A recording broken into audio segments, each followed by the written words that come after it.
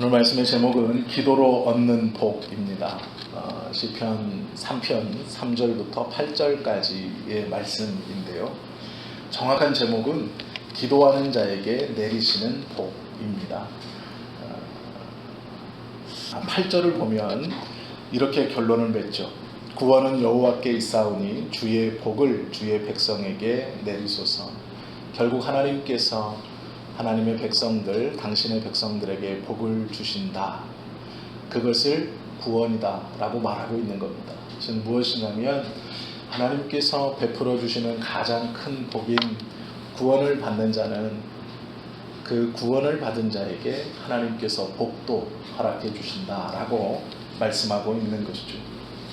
이 시편 3편은 다윗이 가장 믿었고 의지했던 큰아들인 다음 왕위를 기꺼이 물려주고 싶었던 압살롬이 반역을 일으켜서 쫓겨나 요단강까지 건너 도망가 마하나임이라는 곳에서 쓴 시편입니다. 마하나임 뒤로는 국경입니다. 즉 자신이 왕으로 통치하던 나라에 마지막까지 쫓겨와서 강 건너까지 넘어온 것뿐 아니라 이 국경선 바로 앞에서 지금 하나님께 기도하고 있는 것이죠. 막다른 골목에 몰렸을 때 쓴 시편입니다. 처음부터 마지막까지 기도로 채워져 있죠. 그런데 기도하는 사람에게 하나님이 이러한 복을 주신다라는 것이 시편 3편의 내용입니다. 큰아들에게 쫓겨서 목숨의 위협을 받고 요단강을 건너 국경선 마지막 마하나임이라는 작은 마을에 이르러서 그곳에 숨어 있으면서 지었던 시편. 그런데 그곳에 숨어 지은 시편의 내용이 기도하는 사람에게 하나님이 결국 복을 주실 것이다 라는 이 내용이라는 것은 우리가 한 번은 고민해보고 더 자세히 묵상해야 될 이유가 충분히 있을 것 같습니다. 구약과 신약, 성경 모든 곳에는 복이라는 말이 참 많이 기록되어 있습니다. 그리고 우리가 사모하고 받고 싶은 복 또한 기록되어 있습니다. 그런데 문제는 기록되어 있다고 내 것이 아닙니다. 받을 때 내 것이 되는 것이죠. 어느 마을에 어느 산 밑에 큰 보물이 묻혀 있다는 걸 알 때 그 보물이 내 것이 아니고 그 산, 그 마을을 가서 그 보물을 캐어 내 손에 쥐어야 그 보물이 내 것이 되는 것이죠. 성경에 아무리 많은 복이 기록되어 있어도 내가 그것을 받지 못하면 그 복은 내 것이 아닙니다. 오늘 다윗은 복을 어떻게 받을 것인가 라고 우리에게 큰 깨달음과 가르침을 주고 있죠. 예수님께서는 분명히 말씀하셨습니다. 기도하는 자가 받을 것이고 찾을 것이고 열릴 것이다 라고 말씀해 주셨죠. 성경에 기록된 수많은 복, 우리가 사모하고 받고 싶은 복을 받는 유일한 방법은 기도하는 것뿐입니다. 예수님께서도 그렇게 말씀해 주셨죠. 구하면 주실 것이고 찾으면 만날 것이고 두드리면 열릴 것이다. 구하는 방법도 찾는 방법도 또 두드리는 방법도 기도입니다. 히브리인들의 전통 속에서 동일한 말을 계속 반복하고 2번 이상 반복한다는 건 그것이 중요하기 때문에 반복하는 것이라고 여러 번 말씀드렸습니다. 예수님께서 기도를 가르치시면서 3번이나 비슷한 문구로 가르쳐 주셨다는 것은 그것이 정말로 중요하기 때문이죠. 기도 외에는 이런 유가 나갈 수 없다라는 능력을 사용하는 것도 기도밖에는 없다라는 것을 성경은 말씀하고 있죠. 3절에서 5절에 보면 다윗이 하나님께 기대하고 받고 싶은 복이 기록되어 있습니다. 여호와여 주는 나의 방패시요 나의 영광이시요 나의 머리를 드시는 자이십니다. 내가 나의 목소리로 여호와께 부르짖으니 그의 성산에서 응답하십니다. 내가 누워 자고 깨었으니 여호와께서 나를 붙드심입니다. 아들에게 쫓겨 마하나임 이제 국경 끝까지 다다라. 이 다윗의 고백은 하나님이 나를 붙들어 주시니 내가 눕고 푹 자고 일어나겠습니다. 즉 하나님께서 나를 불안함 가운데, 아픔 가운데, 고통 가운데 붙들어 주시기를 원합니다 라는 것이죠. 붙들어 주심의 복입니다. 솔로몬은 잠언 24장 16절에서 우리가 잘 아는 말씀을 고백했습니다. 대저 의인은 7번 넘어질지라도 다시 일어나려니와 라고 말했죠. 아버지 다윗이 하나님께서 붙들어 주심의 소망함을 고백했고 믿고 있다고 해서 그의 아들 솔로몬이 당연히 그 신앙을 이어받을 것이라 생각하시는 것은 큰 오해입니다. 우리가 다 아시죠? 우리의 자녀들이 어미와 아비의 신앙을 그대로 물려받지 못합니다. 그것은 쉽지 않죠. 매우 어려운 일 중 하나입니다. 어쩌면 우리가 평생 숙제로 가져가야 될 신앙의 가장 큰 숙제일지도 모릅니다. 그런데 아버지가 고백했던 것처럼 솔로몬이 동일한 고백을 합니다. 7번을 넘어져도 다시 일어날 것입니다 라고 말하고 있는 것이죠. 이 솔로몬의 고백은 다윗이 시편 37편 24절에서 저는 넘어지나 아주 엎드려지지 아니함은 여호와께서 손으로 붙들어 주심이라 라는 고백과 같은 고백입니다. 하나님을 인격적으로 만났고 그 하나님의 동행하심을 경험한 사람들의 하나 같은 고백은 주님이 붙들어 주신다라는 것이죠. 하나님께서 놓아 풀어 놓는 것이 아니고 붙들어 그 자리에 다시 설 수 있도록 함께 해 주신다는 신앙의 고백이죠. 세상에서 조금 권세가 있는 사람이 우리 뒤를 봐주어도 든든합니다. 세상에서 좀 돈 많은 부자가 우리 뒤를 봐주어도 든든하죠. TV 프로그램에서 많이 보시는 것 중에 백종원 씨가 나와서 뭐 이렇게 요리 가르쳐주는 프로 있죠. 망해가는 식당에 들어가서 솔루션도 제공해주고 인테리어도 바꿔주고 합니다. 그 사람들이 왜 그렇게 할까요? 모든 사람이, 많은 사람이 인정하는 백종원 씨가 와서 요리를 좀 바꾸어주고 인테리어를 바꾸어주고 서비스를 바꾸어주면 성공할까라는 기대감이 있는 겁니다. 그래서 평생 자기가 해왔던 요리 스타일을 버리고 그 맛있다라고 고집했던 것을 버리고 백종원 씨가 가르쳐주는 대로 양념도 바꾸고 요리도 바꿉니다. 그리고 대부분은 성공하죠. 또 그것을 본 수많은 사람들은 가게가 어렵고 위치가 좋지 않고 힘들어지면 혹시 그 프로그램에 내가 섭외되진 않을까 직접 편지를 보내고 응모를 하고 신청을 합니다. 왜 그럴까요? 백종원 씨가 좀 도와주면 성공할 수 있다라는 기대감 때문입니다. 요리를 좀 잘하는 사람이 도와줘도 먹고 사는 문제가 해결되고 식당이 번창할 수 있다고 우리는 기대합니다. 하나님께서 우리의 뒤가 되어주신다라는 것, 우리를 붙들어 주신다라는 것은 세상에 좀 권세 있는 사람이, 돈 있는 사람이 나의 뒤를 받쳐주는 것과는 차원이 다른 것이죠.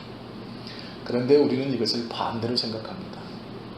하나님께서 나의 뒤를 붙잡아 주시는 방법은 그 유력한 사람을 내 옆에 붙여주어야 한다라고 생각하는 것이죠. 그것이 복을 받았다라고 생각하는 착각 속에 우리는 살아갑니다.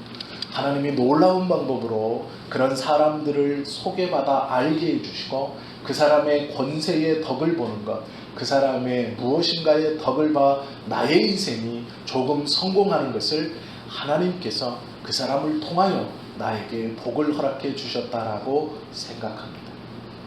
그리고 그 사람이 없을 때는 그 사람을 찾기 위해서 보내달라고 하나님께 기도하죠. 어디서 많이 보셨던 이야기 아닙니까? TV에 보시면 무당집에 가면 돈을 내고 점을 봅니다. 북동쪽으로 가면 귀인이 있을 것이다. 하나님 나를 도와줄 수 있는 그 부자를, 그 요리 잘하는 사람을 뭐가 다를까요? 똑같습니다.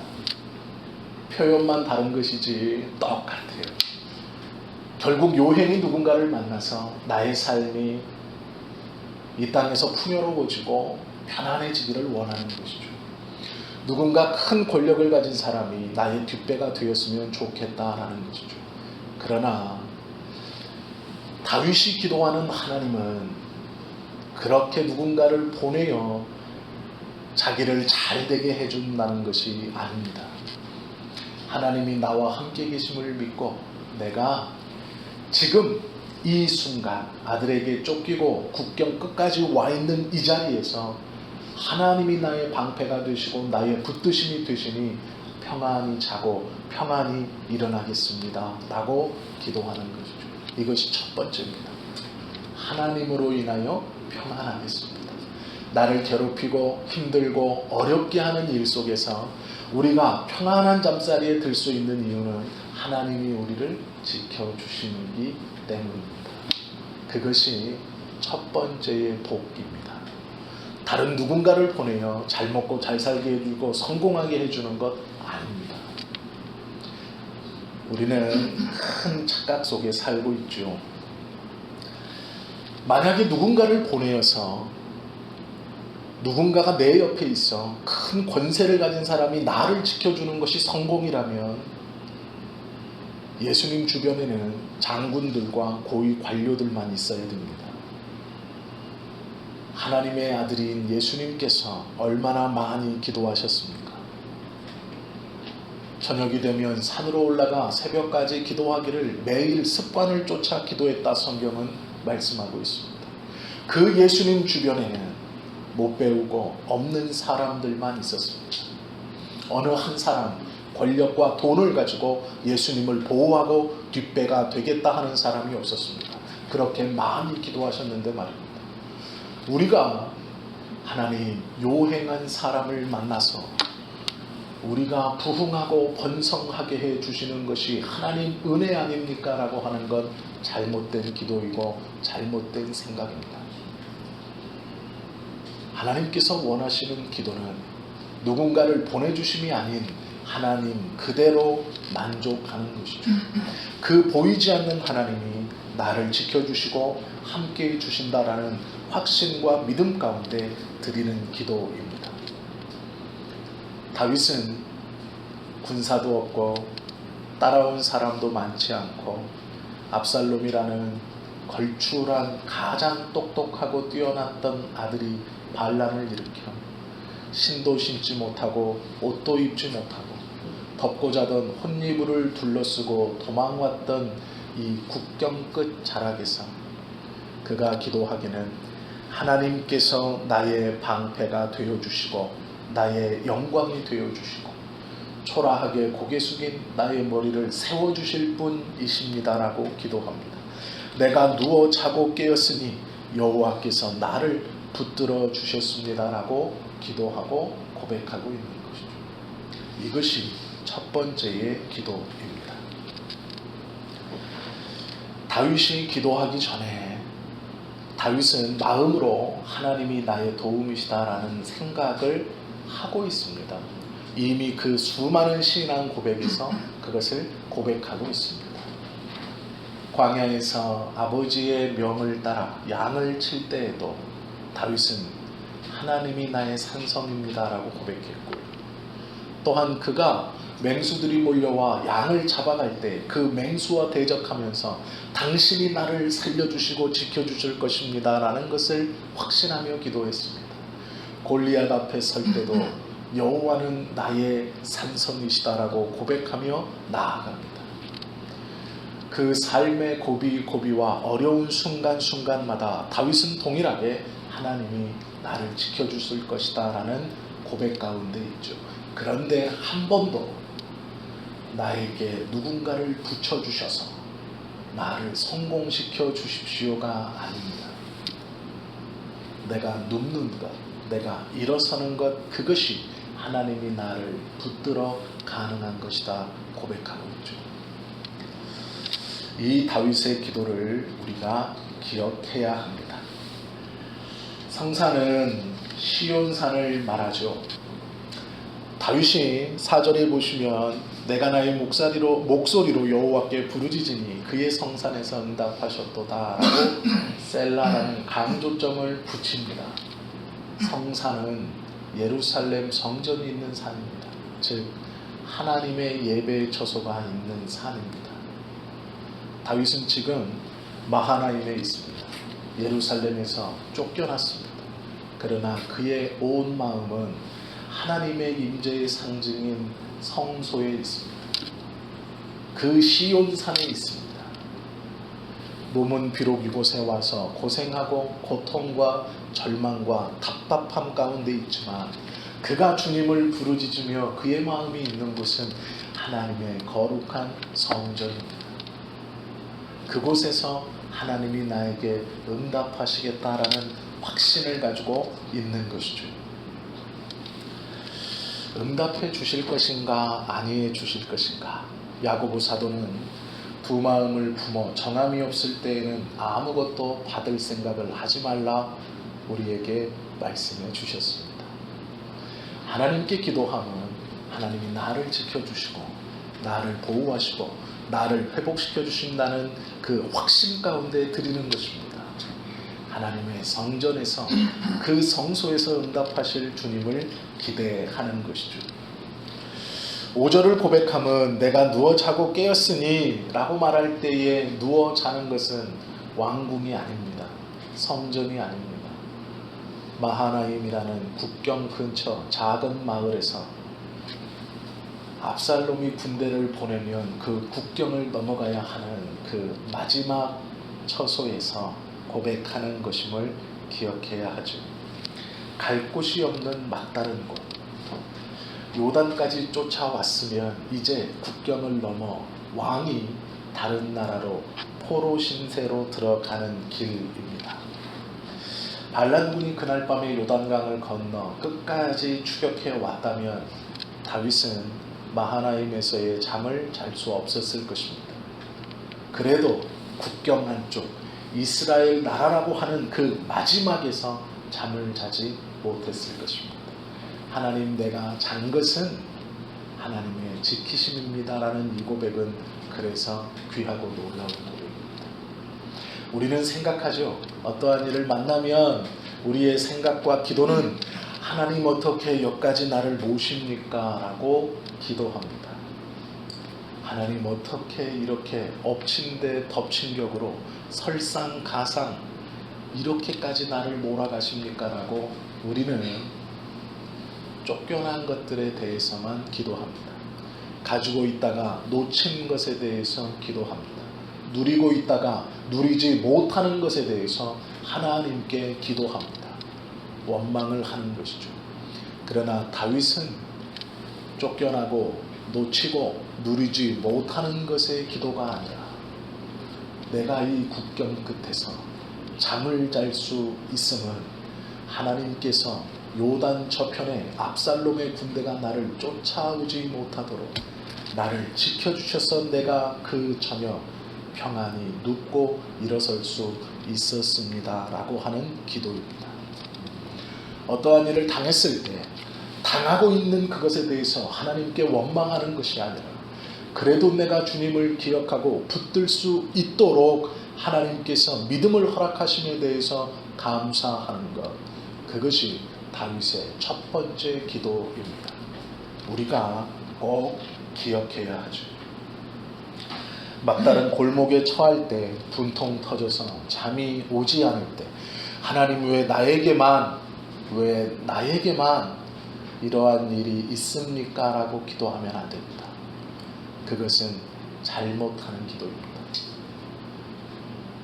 우리가 오늘 시편 3편을 함께 보면서 꼭 기억해야 하는 것은 하나님께서는 우리를 결코 포기하지 아니하신다라는 것이죠. 붙들고 지켜주고 계신다라는 것입니다. 우리의 입에서 어떠한 기도와 고백이 나오는가를 보기를 원하신다는 것입니다. 우리가 믿음이 없는 사람처럼 왜 내가 누리고 있는 것을 뺏기고 있다고, 이렇게 쫓기고 있다고 원망하는 기도를 드리면 안 되는 것이죠.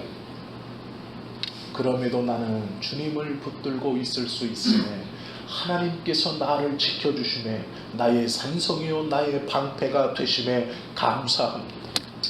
그것이 하나님께서 원하시는 기도요 신앙의 고백입니다. 기도는 쉽지 않습니다. 그리고 어떠한 목사님은 기도를 노동이라고까지 표현합니다. 땀 흘려야 되는 것이라고 말하는 것이죠. 이렇게 생각하시면 됩니다. 기도는 스위치와 같습니다. 발전소에 아무리 많은 전기가 있고 전기줄이 잘 연결되어 있고 우리 집에는 에어컨도 있고 냉장고도 있고 전기도 잘 들어와도 스위치가 꺼져 있으면 그 잘 준비하고 잘 준비되어져 있는 것은 아무 소용없습니다. 발전소에 전기가 아무리 많아도 스위치를 올려야 내 집에 에어컨이 돌아가고 냉장고가 돌아가고 불이 들어오는 것이죠. 기도는 그것과 같습니다. 하나님께서 말씀을 통해서 수많은 복들을 우리에게 주실 것이라 말씀해 주셨는데 기도하지 아니하시면 그 스위치가 꺼져 있는 것과 같습니다. 보는 것은 많이 있는데 사용할 것은 많이 있는 것 같은데 돌아가지 않는 것이죠. 여전히 어둡고 여전히 덥고 여전히 상해가는 것이죠. 기도함으로 그 스위치를 올리는 것입니다. 하나님께서 우리를 붙들어 주심에 감히 누가 우리를 해치겠습니까? 하나님께서 우리를 지켜주심에 어느 누가 우리를 상하게 하겠습니까? 하나님께서 기도하는 자를 반드시 붙들어 주신다는 것을 기억하십시오. 6절과 7절은 붙들어 주신 이후에 하시는 행동입니다. 천만인이 나를 에워싸 친다 하여도 나는 두려워하지 아니하리이다. 여호와여 일어나소서. 나의 하나님이여 나를 구원하소서. 주께서 나의 모든 원수의 뺨을 치시며 악인의 일을 꺾으셨나이다 고백하죠. 천만인은 압살롬의 반란군을 가리키는 겁니다. 정말로 10,000명이 아니고 그만큼 셀 수 없는, 즉 내가 감당할 수 없는 숫자입니다. 그 숫자가 나를 애워싸 나를 죽이려고 해도 저는 두려워하지 않겠습니다 라는 것이죠. 왜 그러냐면 하나님이 호통을 치고 하나님이 그들의 날카로운 일을 꺾어 버리실 것이기 때문이죠. 하나님께서 우리가 기도할 때 우리의 대적들을 넘어뜨려 주실 것입니다. 그 믿음 없이 두 마음으로 기도해서는 응답이 되지 않죠. 죄의 유혹도 마찬가지이고 우리가 살면서 경험하는 신앙의 문제도 마찬가지입니다. 옳지 않다는 걸 아시면 하나님께 그 옳지 않음을 꺾어달라고 기도해야 하는 것이죠. 그리고 믿어야 하는 것이죠. 8절에 보시면 구원은 여호와께 있사오니 주의 복을 주의 백성에게 내리소서 말씀합니다. 하나님이 해답이 되신다라는 것입니다. 목사님 이 문제를 어떻게 합니까? 기도해야죠. 정답이지만 참 어렵고 말하기도 참 곤란한 말이 그 말입니다. 기도해야죠. 정답입니다. 그런데 대부분의 성도님들은 이 기도해야죠 라는 답을 99% 싫어합니다. 기도해야죠는 아무것도 안 합니다 라는 뜻처럼 들리기 때문이죠. 그러나 그렇지 않습니다. 기도해야죠 말하고 그 사람이 정말로 기도해 준다면 그 문제는 해결된 것입니다. 함께 기도한다면 그 문제는 해결될 것입니다. 왜요? 모든 문제의 답이 하나님이시기 때문입니다. 기도해야죠가 우리 안에 삶의 해답이 안 되는 이유는 말 그대로 기도하지 않기 때문입니다. 말은 기도해야죠 하지만 기도하지 않기에 그 사람의 대답과 권면과 그 물음은 아무런 답이 되지 못하는 것이죠. 막다른 골목에서 막막한 상황에서 잠을 자지 못하는 잠 못 이루는 그 저녁, 우리가 하나님 앞에 나아갈 수 있는 유일한 방법은 기도입니다. 만약에 우리 하나님이 나에게 기도하기 위해서 너희는 12시마다 물을 끼얹고 목욕을 제기하고 지성을 드려라, 그럼 나를 만날 것이다, 그렇게 말했어도 우리는 실행할 겁니다.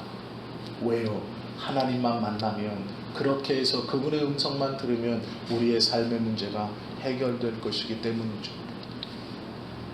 우리의 자녀들의 앞날이 열릴 것이기 때문이죠. 나의 신앙의 고민이 다 해결될 것이기 때문이죠.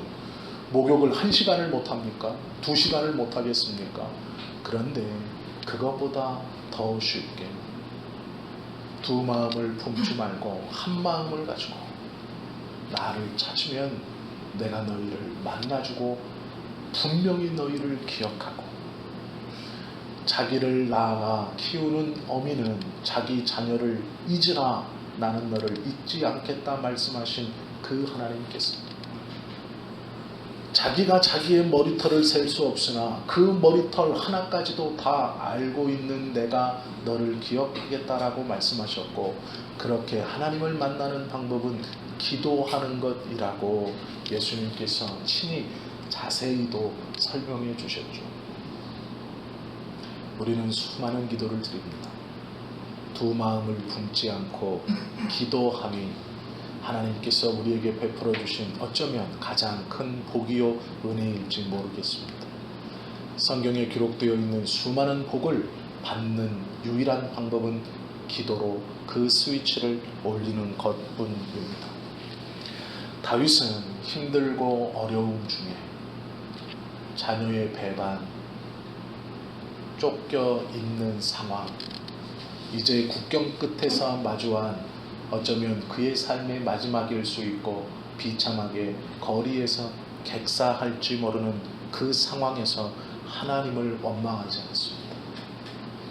동일한 믿음을 가지고 동일한 기도를 드립니다. 하나님이 나를 구원해 주셨으니, 나를 지켜 주셨으니, 내가 지금 빼앗겨 누리지 못하는 것에 대한 불평이 아닌 평안히 자고 일어섬이 하나님께서 나에게 허락해 주신 복입니다라고 고백합니다.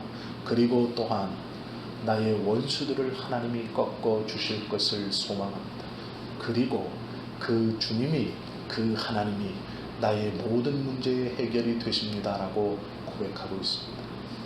오늘 우리가 이 시편 3편을 함께 나누면서 우리의 삶에서도 더 어려운 문제들이 있을 수 있고 더 많은 기도들을 드릴 수 있습니다. 그러나 꼭 기억하십시오. 하나님께서 원하시는 기도가 무엇인지, 우리의 입술로 고백하고 기억해야 하는 기도가 무엇인지, 어떠한 복을 우리가 달라고 기도하는 것이 바른 것인지, 이 시간 우리의 신앙과 우리의 기도가 하나님께서 원하는 모습으로 바로잡히고 바로 고백하고 바른 복을 누리시는 저와 여러분 모두가 되실 수 있기를 예수님의 이름으로 축원합니다. 기도하시겠습니다.